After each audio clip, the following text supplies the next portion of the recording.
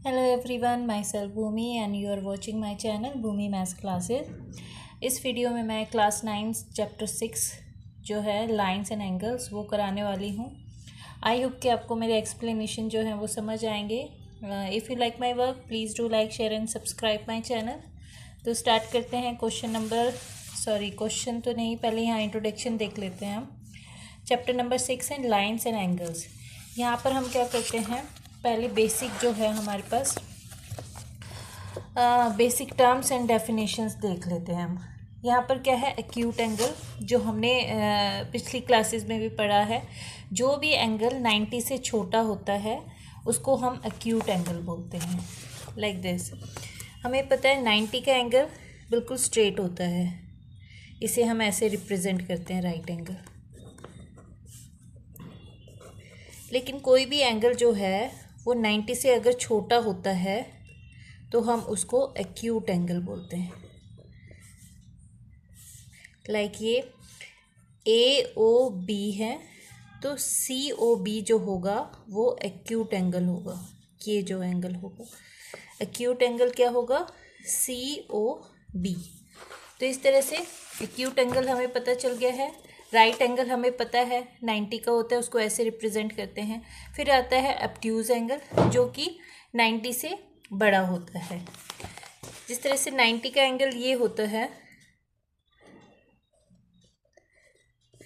अब जो भी एंगल इससे बड़ा होगा लाइक दिस, तो हम इसको डाल देते हैं ए ओ बी और ये सी। तो एंगल सी ओ बी जो होगा ये एंगल ये होगा ऑब्ट्यूज एंगल, क्योंकि ये 90 से बड़ा है। इसी तरह से स्ट्रेट एंगल, इसको लीनियर एंगल, स्ट्रेट एंगल भी बोलते हैं और लीनियर एंगल भी बोलते हैं, क्योंकि ये एक लाइन फॉर्म कर रहा है। दूसरा हमारा आ जाता है रिफ्लेक्स एंगल। रिफ्लेक्स एंगल क्या होता है, मान लो कि हमारे पास कोई एंगल दिया गया है, ये एंगल ए ओ बी है, तो ये एंगल ए ओ बी बोलेंगे हम इसे। ये 90 का भी हो सकता है, अब ये 90 का बन गया है ये। तो इसका रिफ्लेक्स एंगल क्या होगा, ये वाला angle A O B reflex of angle A O B.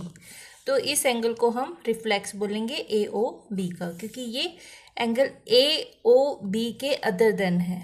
तो इस तरह से हमारे पास ये जो है, ये हम अपने जो पिछली क्लासेस हैं उसमें भी पढ़ चुके हैं।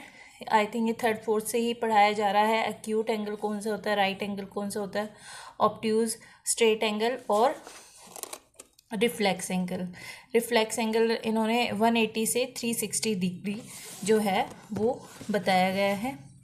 एक्यूट एंगल की लिमिटेशन भी बताई गई है। एक्यूट एंगल जो होता है वो 0 से 90 के बीच होता है, क्योंकि 90 से छोटा होता है वो, तो इसकी लिमिटेशन 0 से 90। राइट एंगल वो 90 का ही होगा। ऑब्ट्यूज एंगल 90 से 180 के बीच में होता है वो, यहाँ से, तो 90 से 180। लीनियर एंगल है या स्ट्रेट एंगल है जिसे बोलते हैं, तो वो 180 का रहेगा। और रिफ्लेक्स एंगल जो है वो 180 से 360। तो वो हमारे पास इसकी लिमिटेशंस हो गई हैं। तब आगे देखते हैं। अब हमारे पास आ जाता है एडजेसेंट एंगल्स। एडजेसेंट एंगल क्या होते हैं, जैसे कि ये दो, एक ट्राइंगल है, उसको हमने बी डी जो है उसको 2 पार्ट्स में डिवाइड कर रहा है इस एंगल को। तो ए बी डी और डी बी सी जो होंगे वो एडजेसेंट एंगल होंगे, क्योंकि उनकी एक आर्म जो है वो कॉमन है और वो एक दूसरे से एक आर्म शेयर कर रहे हैं। तो इसलिए जो भी एंगल एक दूसरे से शेयर करता है एक आर्म, उसे हम एडजेसेंट एंगल बोलेंगे। तो ए बी डी और डी बी सी जो होंगे वो एडजेसेंट एंगल होंगे। और इन दोनों एंगल का टोटल क्या होगा, A B C. Like this, A B C जो है वो ए बी डी और डी बी सी के एंगल के टोटल के इक्वल होगा। फिर आ जाता है linear pair of angles. Linear angle इसे बोलते हैं स्ट्रेट एंगल, लीनियर एंगल। अब कोई भी दो एंगल, ये चाहे 2 हो या 3 हो, जो भी एक लीनियर एंगल फॉर्म कर रहा है, स्ट्रेट एंगल फॉर्म कर रहा है, उसको हम लीनियर पेयर ऑफ एंगल्स बोलेंगे। लाइक कि मान लो यहाँ पे तो हमारे पास सिर्फ एक ही है, ये एक एंगल हो गया, ये एक एंगल हो गया, तो इसको ए ओ बी एंड सी, तो angle A O C and angle C O B ये होगा 180 डिग्री। ये लीनियर पेयर है, लेकिन कुछ कंडीशंस क्या होती हैं, दो रेज जो होती हैं वो भी एक स्ट्रेट एंगल को डिवाइड करती हैं। तो ये ए ओ बी है, ये सी हो जाता है और ये डी हो जाता है। तो angle A O D plus में डी ओ सी प्लस में सी ओ बी, ये भी क्या हो गया, लीनियर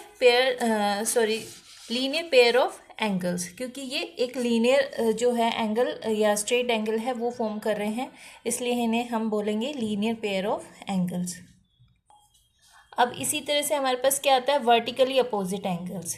दो लाइंस हैं वो एक दूसरे को इंटरसेक्ट कर रही हैं, तो उनके जो अपोजिट एंगल होंगे, ये एंगल जो है वो इस एंगल के बराबर होगा और ये जो एंगल होगा वो इसके बराबर होगा। इनको बोलते हैं वर्टिकली अपोजिट एंगल, क्योंकि ये वर्टिकली एक दूसरे के अपोजिट हैं। और इसलिए क्योंकि अगर हम ये दो एंगल देखते हैं, ये भी एक दूसरे के वर्टिकली अपोजिट हो रहे हैं, तो इसलिए ये एंगल्स जो हैं वो एक दूसरे के इक्वल होते हैं। आगे इसकी एक थ्योरम भी है जिसमें ये प्रूव करके दिखाते हैं कि ये एक दूसरे के इक्वल क्यों हैं। तो इस तरह से ये भी एक जो है हमारे पास इसको बोल देंगे हम एक्सियम बोल सकते हैं इसको, कि जो अपोजिट टू लाइंस अगर इंटरसेक्ट कर रही हैं, ये जो रे हैं दूसरी ये ओ पर एक दूसरे को इंटरसेक्ट कर रही हैं, तो जो इनके ये एंगल होंगे इन्हें वर्टिकली अपोजिट एंगल बोलते हैं, और ये जो है एक दूसरे के इक्वल होते हैं। इसी तरह से जैसे ये इसके इक्वल होगा तो ये एंगल भी इसके इक्वल होगा। Angle A O C equal to D O B and angle A O D equal to C O B. अब उसके बाद देखते हैं हम intersecting lines and non intersecting lines. Intersecting lines हमें पता है ये दोनों इंटरसेक्टिंग लाइन है, क्योंकि ये हमें शो हो रही है कि एक पॉइंट पर एक दूसरे को इंटरसेक्ट कर रही हैं, और जो नहीं हो रही है उनको पैरेलल लाइंस हम बोल सकते हैं, नॉन इंटरसेक्टिंग लाइन और पैरेलल लाइन। इसमें एक चीज़ और बताने की है, जैसे कि हमें पता है